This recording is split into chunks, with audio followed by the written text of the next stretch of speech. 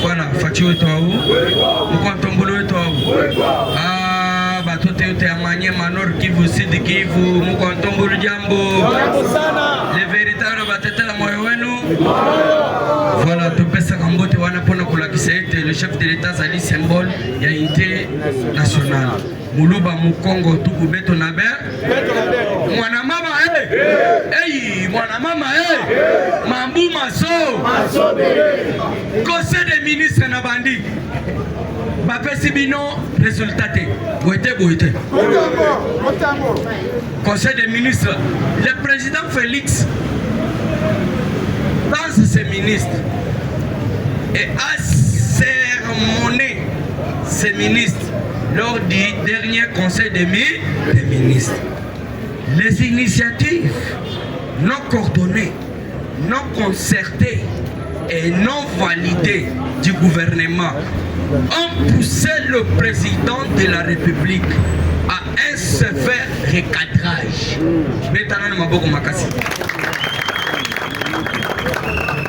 Il est prince vivant. Très mécontent. Le président Félix Antoine Tshisekedi Tshilombo a adressé un avertissement solennel à ses ministres et un ton très sévère. Mokonzi azalaki tendre te papa ministre. Il dépasse viva. Bon, nalobate. Yoka, ba ministre bakoti, ba moneti ndenge zalaka. Mais mokonzi atali. Bolingo mokonzi bandaki kozala envers bango. Mukolo wana mokonzi ya mboka alongoli yango ande. Mokonzi azolinga yoka to ya dollar ekita. Abeteli yango misu ya papa tozali kobenga Sama Lokonde, Vital Kamere, Mama Judith Tuluka na papa oyo ya conseil suprême ya magistrature voilà makambo basololi ezebele nga na telemi na likambo moko mokonzi alobi boy to ya dollar il faut ekita. Vous êtes d'accord? Toi à dollar ekita to ekita te. Na lobi boy to ya dollar ekita to ekita te. Na yango tokosenga mama Judith Tuluka. Beaucoup de respect, maman Mokonzi. Yebisa Mokonzi ya banque gouverneur. Azala mwasi, azala mobali, ou soit mwasi lokola yo. Yebisa que j'ai besoin d'un franc congolais. Il est fait vivant. Dans le vivo. Tous en a posé un franc congolais. 10 centimes, 20 centimes. Les lots de là, 5 dollars. Qu'on est quand même dans 100 francs. 5 dollars, c'est 4 mouquets. Mais les lois, alors, les Guinéens Nombango, il est vivant. Il y a il n'y a pas une solution favorable. Makamunazo loba, c'est clair, na makamona otiboloba. Mokonzi atelemeli ba ministre balobi mutu na mutu asala musala na ye siko yoka na EPST makambo ya kelasi peut-être président Kalose Bilinga poto asenga ko d'information ko pesa ka ete mais la lelo ko na zui bino ko saba parent ko so tangisa biso tilelo EPST. Il n'y a pas une solution favorable entre les syndicats et les parents qui ont constaté que les enfants n'ont pas eu l'accès à Katia Bakou. Prenons l'exemple, et puis Don Bosco de Salamamba. Bande kwa Salamamba bazali. Voilà. Bande kwa Salamamba, bonjour, bonjour. Bape singa information va lobby boye. Don Bosco, muto azali lokola préfet, azali sœur, Mamelo. Siko yoka Mamelo. Mamelo, sœur, qui est comme le préfet, donc azali lokola préfet à l'école Wana, exige 60 000 francs congolais pour la motivation des enseignants. Nayango, maman yoza ministre ya enseignement.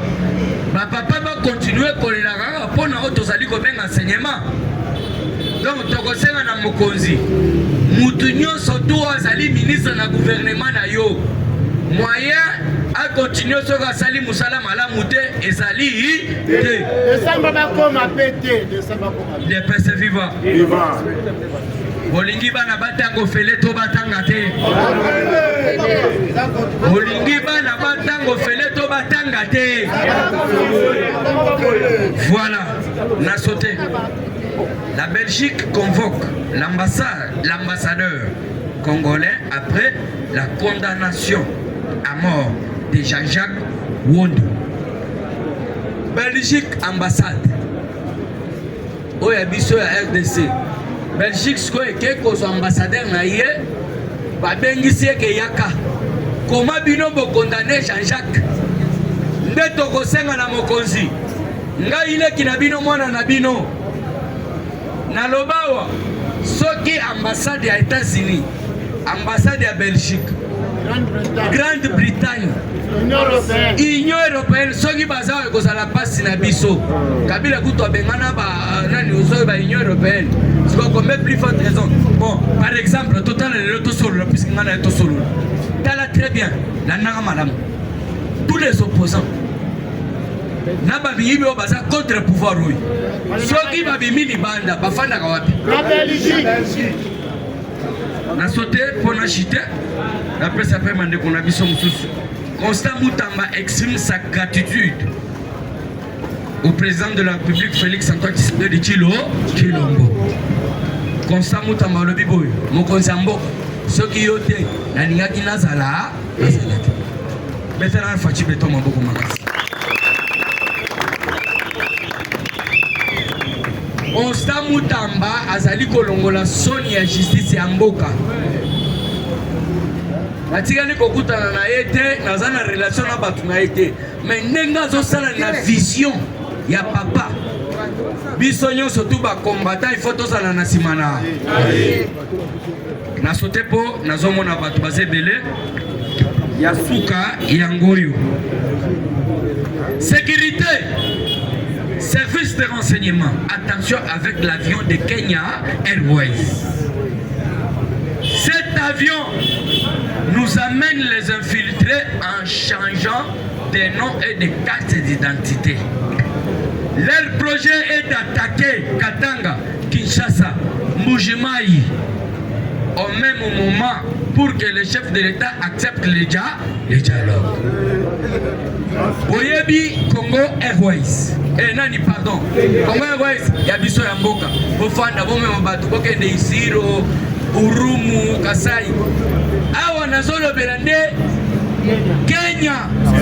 Yo komona Kenya.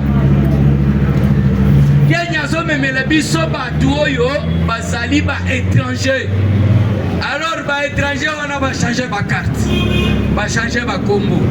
Plan na bango ezali puisque na nganda shika na pesa kibino information lobby ba signala kinga yi présence ya ba Rwandais na nganda shika. Donc au sein na service de renseignement. Na minito nganaza koluba. Bo tirer beaucoup d'attention avec Kenya Airways. Azomema batu libanda, soi-disant ba passager. Mais bango bazali o tozali kobenga ba Rwandais bazo changer ba carte, bazo changer ba combo. Dossier zali nini? Balingi ba banda ko attaquer Katanga, Kinshasa na Mbujimayi. Pona mokonzi alemba animation dialogue proposé par les opposants. Alors tokoyebisa mokonzi mboka. Zala très prudent papa, toko L'Allemagne veut préparer ce qu'il avait fait la fois passée.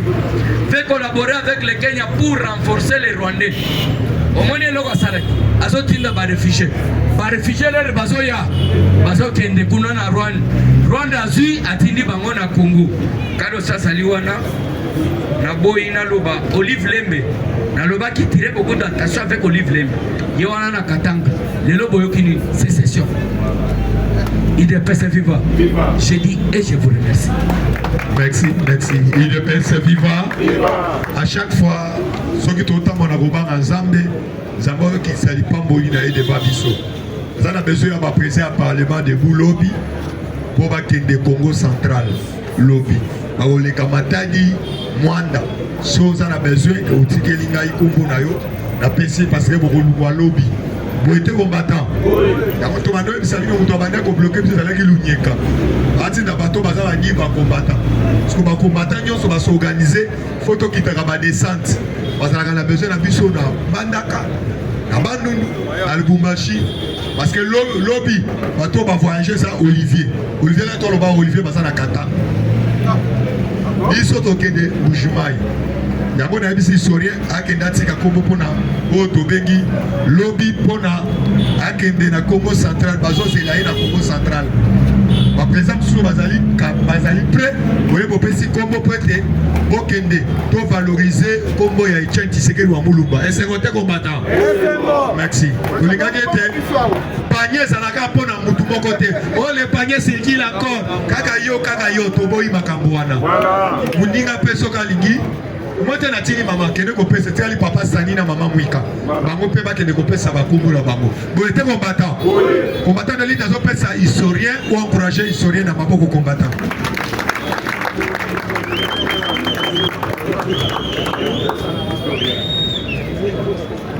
UDPS viva! UDPS viva! Les parlementaires debout! Les parlementaires debout! Les parlementaires debout! Peuple! Voilà. Peuple!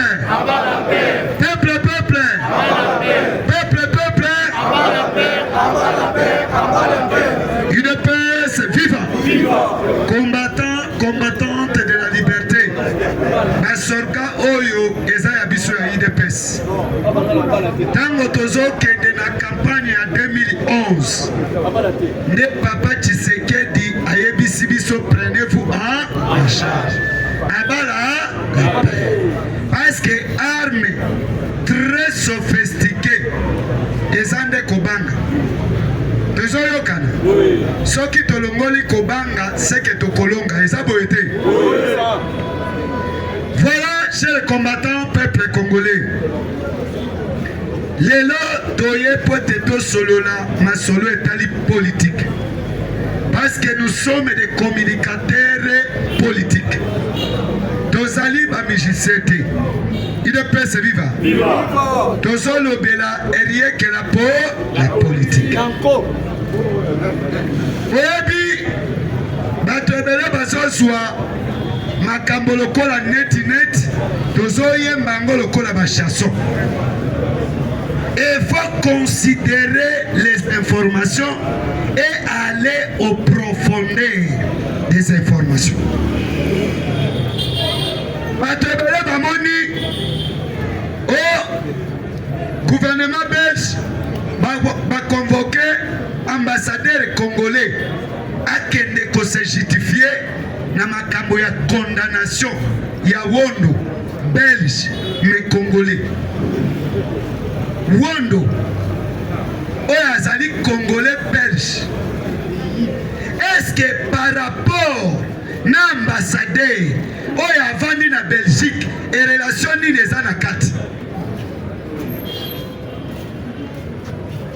Namoni bato ebele bazolobela ngo kana loyenge oyo bakonvoka ambassadeur na biso na gouvernement belge mpo nini bakondane moto na bango. UDPS viva! Naloba yango ke coup d'état était préparé à l'extérieur. J'ai était dit auparavant. Et je vous le dis, je le dis encore, nanu ezukite. Tango toyaka awa, ezate ke yo il faut qu'on précise makambo yango ezoleka ndenge nini. Parce que boyebi moto wana aza nani? Conseiller spécial, il y a 05. Donc numéro 1 ya année. Azali conseiller spécial en matière d'information et stratégie. Yes. Mais Congolais,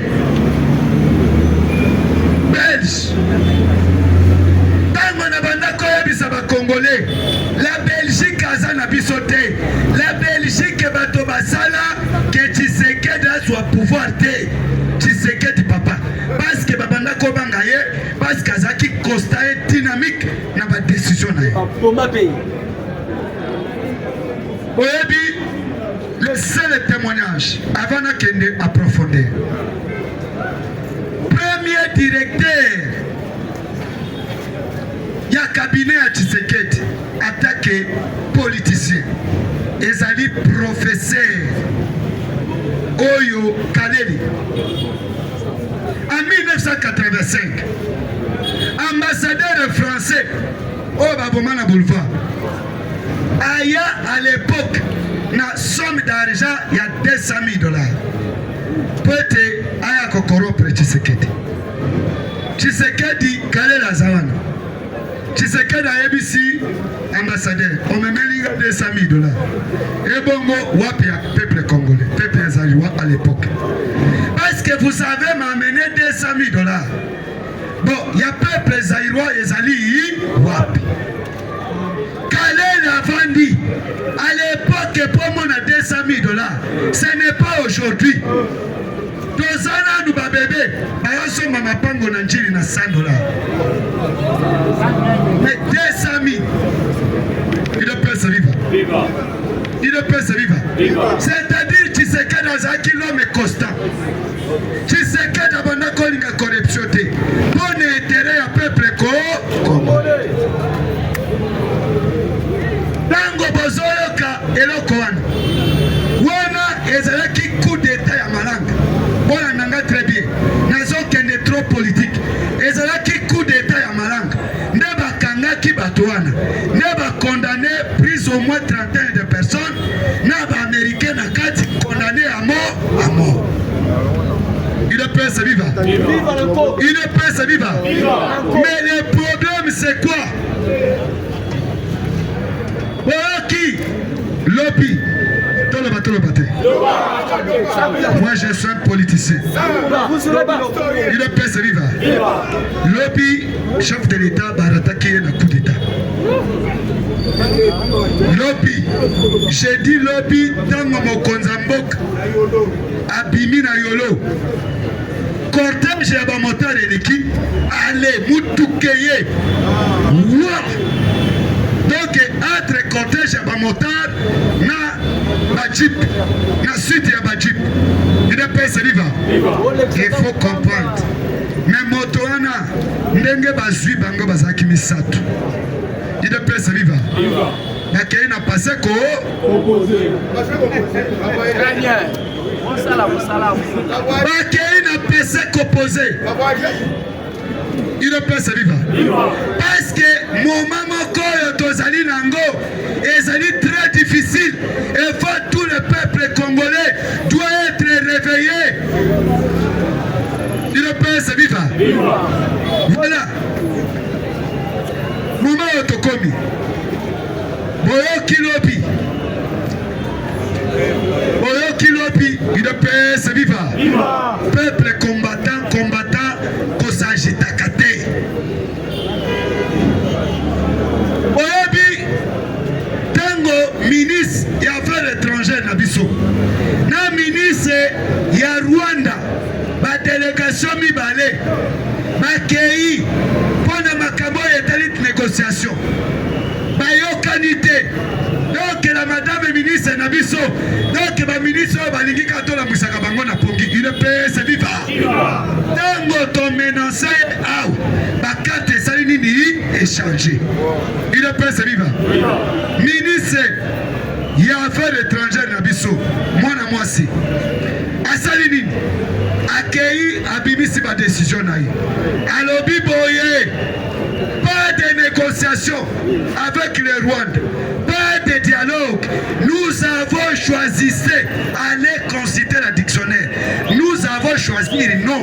Nous avons choisi l'option militaire. Il est prêt, c'est viva. Il est prêt, c'est viva. Fatibé. Merci quoi et c'est quel problème est Zawana. De Salaki et Réunion, il y a des pays voisins, Rwanda, Ouganda, Tanzanie. Pendant ma camo est allé service de renseignement. Que nous devons partager l'information. Moi, soy ministre des Affaires étrangères, à l'OBI, je ne suis pas toutes les réunions Congo à Kotikako, consistent à ma réunion Moko. C'est ça la convocation. Il est prêt, c'est viva. Il est prêt, c'est viva. Fatibé. Chers combattants, dans le Baki Nabinou Keno, il y a deux ministres. Oyo, Bazani Koluka, deux présidents. Il y a Afrique, Oyo Bazoluka Moutouya, il y a Fatibeto. Il est prêt, c'est viva. Tolo Bate. Ezali Sassou Ngesu, na Lorenzo. Tolo Bayango, mais ba Congolais, ba comprenaka penza te. Boyo Keloko et Salami, entre Lorenzo na Sassou. Il est prêt, c'est viva.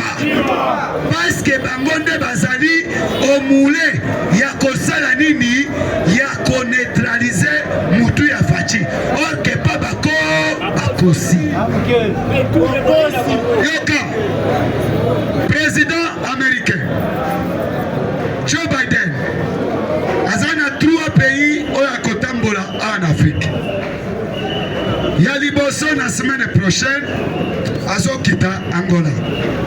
Soki alongwe na Angola akoya na Brazza. Soki alongwe Brazza akoya na Gabon.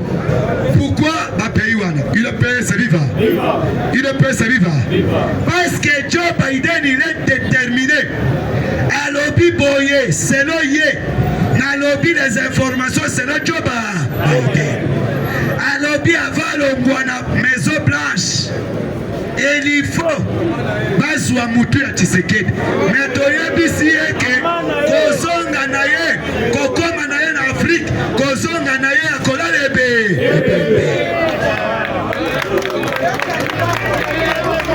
Il est prêt, c'est viva. Je répète encore. Tango na consulté basetre na biso.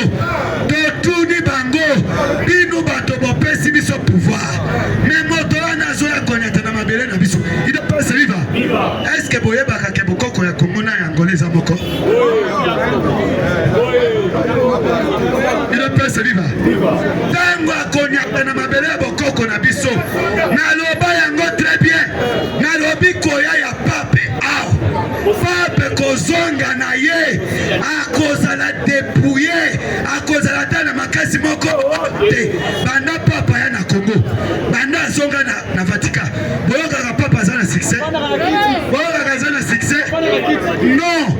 Tozolo ba makambo parce que les grandes puissances mondiales, ce n'est pas les États-Unis d'Amérique. Mais la grande puissance Osuki si bokoko na biso na Angola. Non, na Angola te. Ezali na Brazzaville, na Gabon. Parce qu'il y a des Bateke jusqu'au Gabon. Le président gabonais était Monteke. Il est prêt, c'est viva. Merci, prof. Il faut qu'on s'en analyse. Pour te boyer banda. Parce que l'adoration, l'inclination, c'est l'adoration. Papa ya amoni fati avandi. Bota le loko papa salaka. A s'incliner devant Fati. Il est prêt, c'est viva. Bon à s'incliner, c'est l'adoration. Mais tango bomoni pape. Kolekazolek. Au lieu de se faire mbote na maboko. Après citer alobi mokonzi ndi. À ce moment-là que pouvoir, il y a monde éthique dans la République démocratique du Congo. C'est Tshisekedi qui est grande puissance. ça c'est mondial. Il est pèse viva. Yango na boyoki. Pas ténacité. Yango na boyoki. Dans le bateau. La délégation d'M23 en Angola est représentée en Nanga. Yoka ba condition ba pesi. Dans la délégation de M23, en Angola, Bayebisi Lorenzo. Balobi, nous sommes prêts. Yako négocier na gouvernement Kinshasa. Mais Tosengi na Tshisekedi alongola propos oya qualifié biso tozaba terroriste. Yami Balé, Yoka ba M23. Mais le problème c'est quoi? Pourquoi la délégation M23 est au Angola? Parce que moto ya bana ko représenter par M23, c'est le gouvernement rwandais. Rwandais, yo le biba M23 baza ba congolais. Mais comment na ère ya négociation kaka yone moto qui ne ko représenter ba. Etana no ko tombola moto. Ça prouve que Nanga Zara Soba. Qui est-ce qu'on appelle terroriste? C'est celui qui sème la terreur. Tant bon, ça terreur, pas bien il est pas vivant. Voilà, et l'okoyo qui s'est qu'à compliquer mon atier. Naloba kilobi, ezana makambomi balé, oh qui s'est qu'à sali, mais les gens ne comprennent rien. Qui s'est qu'à vient de marquer monde. A changé ordre mondial. Oui, a changé ordre mondial. Ordre mondial signifie quoi? C'est-à-dire tous les pays du monde, tous les pays puissants. Les superpuissances n'existent non plus. Yami Balé, Tshisekedi a boyé une position de la communauté internationale. A l'obito partageaka, bisonyo sotozali ndenge moko. Merci beaucoup. Merci historien. Vous mettez l'historien, ma bonne, vous mettez l'historien, ma bonne. Ramoni, bandeko na biso ya Pongabi, et pas ya Eza na biso David. Il n'est pas bimisi à historien. Alanda qui a c'est génie parce que na comprendre que ma komi ko copier mingi nouvelle génération photo panza sango okili mobimba yango na senga yote c'est donc kangala chance à moutouté soit on a besoin ya ko déplacer donc tinga yo déplacer donc lobi le panier circule encore ezalaka yo mo côté muninga lika voyager yo ki mutema likundu muninga zui yo ki mutema pasi il fallait yo zui apena zui biso so salini on a combattre la oyo tobengi politique ya mutunyo tosalaka musala mo epelaka pe mpona mutunyo amamika bazosenga nimero na yo Montenabino na moto partout monde entier numéro na ngai yango oyo amaboko yo kelo bazo yo kelo 243 plus 243 9 plus 243 9 98 47 07 10 plus 243 9 0 9 98 47 07 10 à la fin. J'ai dit et je vous remercie. Merci. Si vous avez besoin de passeport, le ministère des Affaires étrangères, c'est Maman Mouika. Si vous avez besoin de rapide, ça va à $200. Si vous avez besoin de ils ont moins de sens. Oui. Dans le ça, voilà, on a performance. Dans le plus de moyens d'interrogation. Parce qu'il paraîtrait. Voilà, on a besoin de former pas très besoin de l'habitude. Oh Dieu, mais si tu as un dégoût, le bolo bakaboy na boy. D'ailleurs, on va regarder loco. Au pays à Maman Mouika. Si on a besoin de passer pour contacter Maman Mouika, quand on a numéro Oyo ya pesibino, il peut se vivre. Nazo bengi sa prof, pour encourager prof na maboko combattant. UDPS viva. Président Dieu merci le col animateur dans le bien mon bon mot le bien pour l'animation après ça mamu kanini va valeur UDPS viva. Azala muta passeport te le bien pour passer valeur pour tout poser quand Olive faza muta pamba yiba rapide le rambo comme ça. Bonjour au président de la République, bonjour à la première dame, bonjour au conseiller du chef. Je commence ici. Combattant.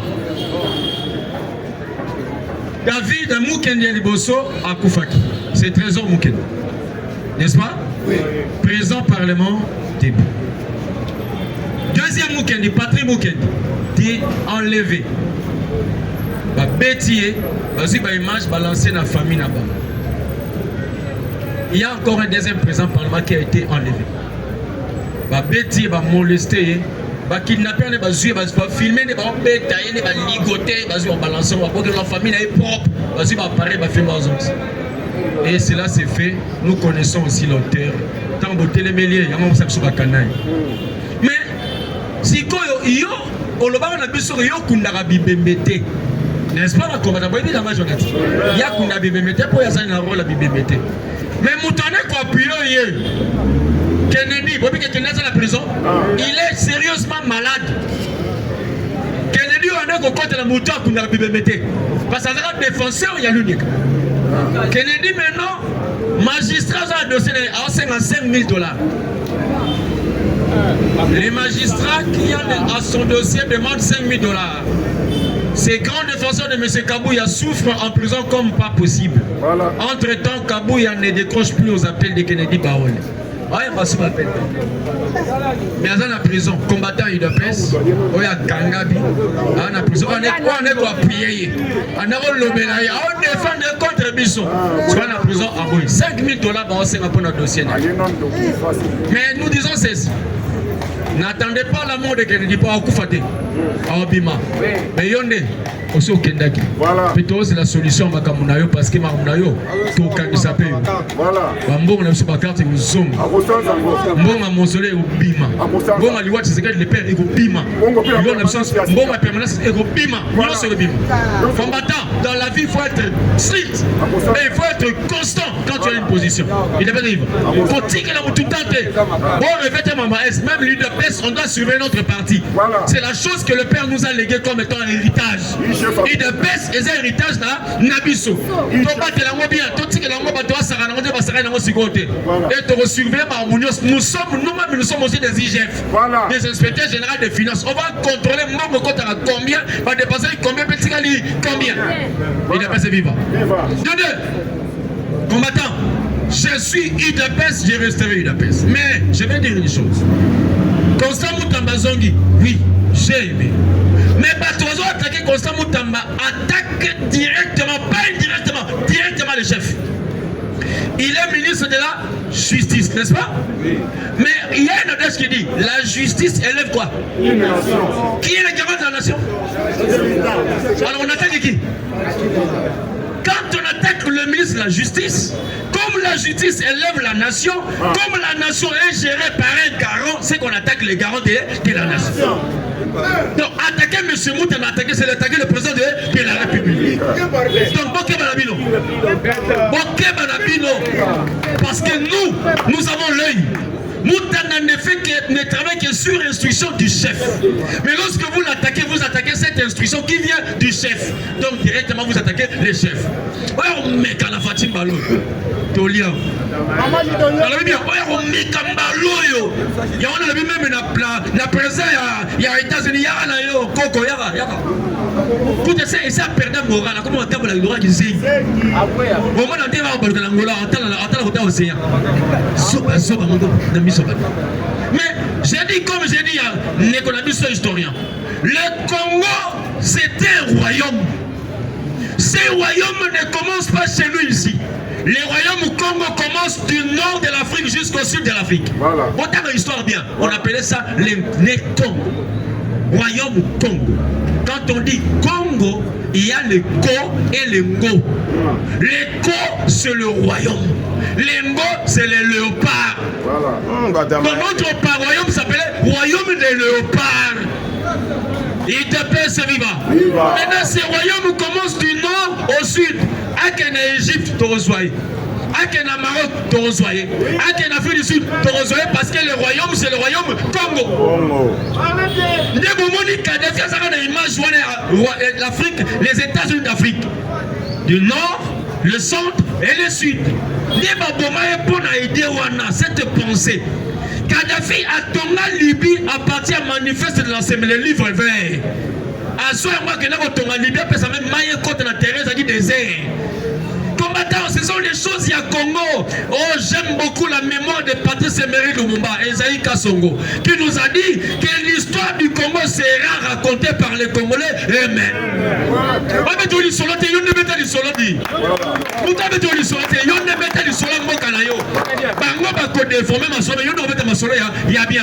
Mais je vois un distrait. Un monsieur qui n'a pas la mémoire, qui passe souvent dans une émission, je connais le Congo. Monsieur, c'est qu'il y a une histoire à Lukuta, il y a un rebelle. Thomas Louaka, c'est un rebelle. Il est Congolais, pas le Congo. D'abord, tu ne connais pas le papa d'un monsieur qui est devant toi. Le fils connaît bien son père.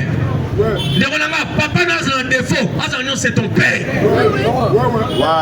Je vous l'ai dit, que ton père soit Mouké, Moukouse, Moulaïto, Moulé, c'est ton père. Parce que tu sors de lui. Sans lui, toi, tu ne peux pas exister. Parce que c'est le papa qui a la sémence. La maman ne garde que la sémence. Mais la sémence vient du père. Les fils viennent du dos. Il y a un oncle, papa, parce que tu viens de là-bas. Et c'est le papa qui est la prééminence à Mamouébélé. C'est lui le géniteur. Et je dis ici, à tous ceux qui racontent mal l'histoire, même il y a eu de peste. Faites attention, tu sais que c'est le père. Je parle d'Étienne, c'est le père. Quand vous racontez mal l'histoire, nous allons attaquer. Parce que c'est lui notre géniteur. Nous tous nous sortons de l'UDPS comme étant, et il y a un géniteur qui s'appelle Étienne Tshisekedi de Wamulumba. Bino tout boza, on a un toit macro. La Bible dit que ça escroc, mais surtout escroc. Tout le monde la génération, ça coûte un par rapport à la statue. J'ai dit moi, 89, ton autre, n'a coûté un dépêche pour la statue dans le règlement de l'IDPST. N'a coûté un dépêche pour la Moutoumoro Songolo. À l'époque, on disait, papa m'a raté le mérite, c'est arrêté dans Mobutu. Attends, on la poche, à Mobutu a arrêté. C'était Etienne Tshisekedi dans Mobutu. Et j'étais à Goto. Boli Missalaliwaya, Naliwa, moi, dans Mobutu, na Goto. On est dédié qui on dit qui c'est que wapi qui c'est que donc matin et bon on la fête on était dans son côté oh l'homme mais à la poche costaud et mon bout tout tremblé c'est comme mon tour là yo tout mon mémoire na yé oye moi saboter mes mémoires na yé total là yo boy non et j'aimerais aussi répondre aux autres qui disent que nous sommes nous les injurions. Je vous dis, à partir de la semaine prochaine, je vous donnerai cours ici. Définition mot par mot. Qu'est-ce qu'une injure? Qu'est-ce qu'une qualification? Qu'est-ce qu'une qualité? On doit vous apprendre des choses. Vous êtes un maniaque. Parce que vous voyez bien, moi, français, attention, le français est plus difficile que l'anglais. Hein. En anglais, on met deux. T-H-E, fini. Mais T-H-E en français, à 3, 4, il y a le. Là, les, l'apostrophe. Non, les mains en anglais deux. Il faut apprendre des minutes, attention, on dit que quelqu'un peut parler français, écrire le français par rapport à ce qu'il entend. Je peux dire les cheval ou je peux dire la cheval. Et par rapport au genre et au nombre, car il ne faut pas apprendre le français. Même les Français eux-mêmes, on va leur apprendre leur langue. Parce que la langue française est mieux utilisée en Congo qu'en France. Et nous la manions bien par rapport à bien noté. On va apprendre le français et le mot français. Parce qu'il y a des mots français qui viennent de Lingala. Et ça veut dire ça fout en français, c'est quoi? Il n'y a pas de français. C'est ça fou. Et son âme dit ça foutier. Il est pas ça. Mais c'est ça, je vous dis la vérité. On leur apprend des choses. Aujourd'hui, dans son copier l'ingala, on dit photo et qu'on a PH comme on a fait il y a photo. Parce qu'il va légaliser parce que tu es au côté. Pour dire, je parle politique. Maintenant, pour dire une chose. Les ministres Moutane est venu. J'ai parlé ici. Celui qui attaque le président. Mais celui qui attaque même le combattant attaque aussi le président. Oui. Il te plaît, c'est vivant. J'ai parlé en deux volets. Quand tu attaques un Congolais, tu attaques Fachi. Parce que Fachi est le symbole de l'unité nationale, n'est-ce pas? Il représente tous les Congolais. Mais lorsque tu attaques aussi les combattants, tu attaques Fachi. Parce que le statut dit ceci, le président du parti est le symbole de l'unité du parti, de tous les combattants. Il représente et les Congolais et les combattants. Attaquez Bissot, tout pour la rue. Mais je dis aussi aux autres là, qui ne comprennent rien. Vous pouvez apprendre. Il y a quelqu'un qui a un flou dans la poteau. Donc il peut avoir un sac. On lui dit il y a Kao. Non, au diaspora, il y a Kao. Parce que là, c'est la balle réelle. On m'a dit que il y a la balle blanche, balle réelle. Il y a comme Bundawa qui tient ça la balle, la marche, tout le monde a eu. Yo regarde la photo, aussi ma vidéo, aussi photo, je parle. Il y a un loba, devant ma combattant, mon aïe. Pour nous a protégé, la France, la Belgique te protège. Viens ici à Kinshasa. Gaï combattant le monde dans la balabala. T'as mon là. Aux abattis Kumbuji, aux risqués, aux hommes là morts aux colonnes et boucan. Parce qu'ils font la bouche pour ça, parce qu'ils sont à l'extérieur. Ils font la bouche parce qu'ils sont à l'extérieur. Venez combattre ici. Nous avons combattu ici et Mobutu, la grande dictature. Une dictature acharnée. Mobutu tué matin, midi, soir. Kabila Macrocéphale est venu, il a tué. Les microcéphales, il a tué. Mais vous, nous combattons, parce que yo, non. Moi je dis ceci. Les gens qui sont à l'extérieur, même à l'intérieur, il n'y a rien, personne ne peut nous apprendre des choses. Nous avons appris ici.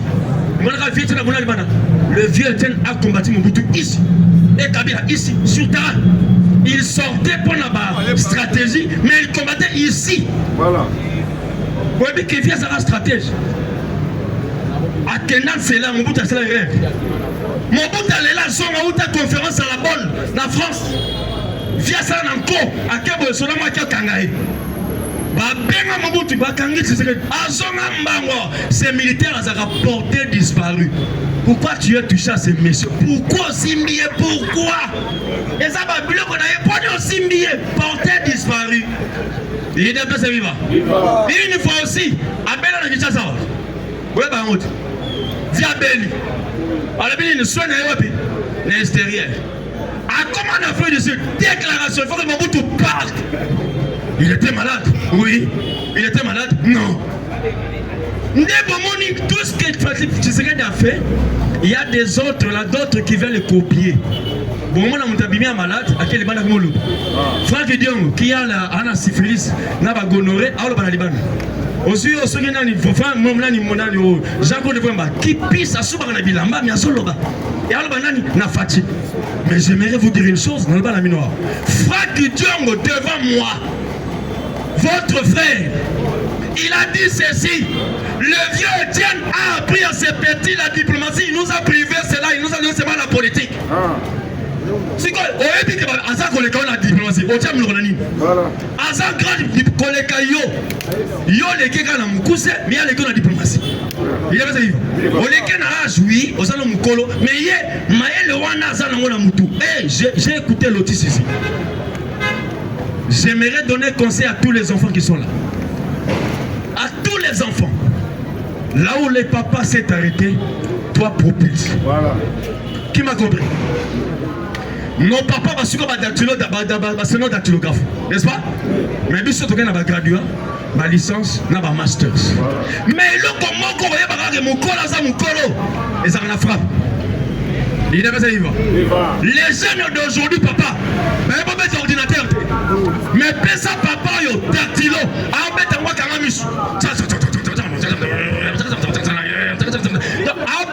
Sans attendre. Mais moi non, un appareil.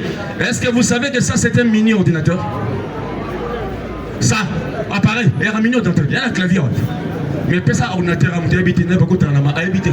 Mais père habite en gros sans qu'afro à quand la mise, quand il mise. J'ai papa. Et même les conjugaisons. Il dit ça il va. Conjugaison l'élo. Tu n'as vu.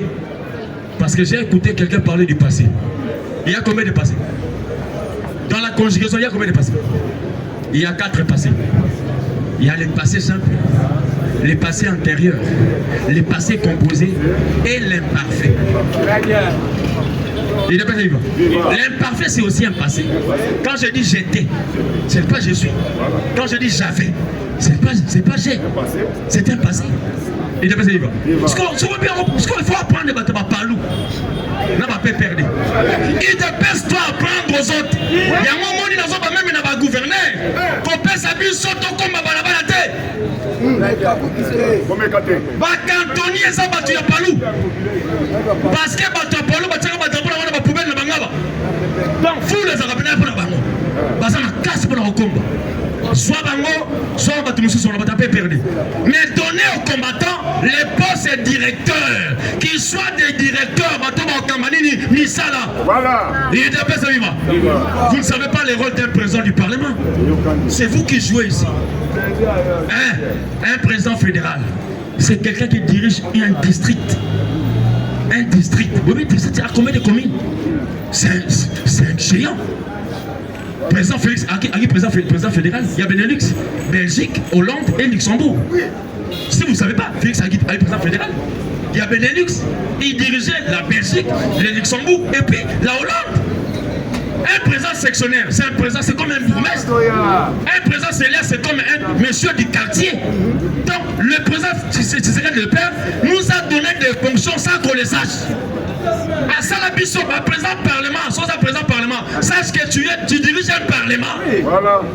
On dit parlement debout. Voilà. Il y a parlement aussi là-bas. C'est comme dire merci, comme il est modérateur ici. Il est comme Sam Alouko quand il était président du Sénat. Il est comme aujourd'hui VK. Le voleur de Kinshasa. Vous dites, il est comme celui-là au Parlement. Et vous êtes des parlementaires. Vous savez pourquoi les filles l'avaient donné? Après ça, on peut pas souffrir Mikolozoya. Je vous dis, lorsqu'on prend seulement 3-4 parlementaires, merci, vas-y Mazagilem, vas-y Chinois, vas-y Dieu merci, il y a un parlement, il y a un micro. Faites ça aussi, ma belle. Aussi, c'est noté. Parce que Dieu merci, il y aura 2 heures du temps. Sinon, 3 heures du temps, avec 15 bords à réunir la 7. Il s'est passé que tu as mis un mouton. Battant, président parlement Salini, à Olemba. Il y a un parlementaire debout. Pourquoi vous êtes debout? Debout ne veut pas dire que tu restes debout, non. Les parlementaires qui sont bien assis mentalement, physiquement, moralement et intellectuellement. Il y a des termes. Il y a des termes clés. Les debout n'est pas se mettre debout comme je vous ai dit. Les debout c'est la réflexion, c'est les raisonnements, ce sont les déclarations, les analyses au Bossalaga. Et les Carabamons dans le Parlement. Ce que vous faites ici, vous nous dépassez là-bas à l'intérieur. Là-bas il n'y a que des dormeurs. Mais alors, dormeurs, nous sommes toujours là et nous parlons. J'ai dit, je vous remercie. Que Dieu vous bénisse. Bonne journée, bon appétit, bonne cure d'eau. Bon appétit.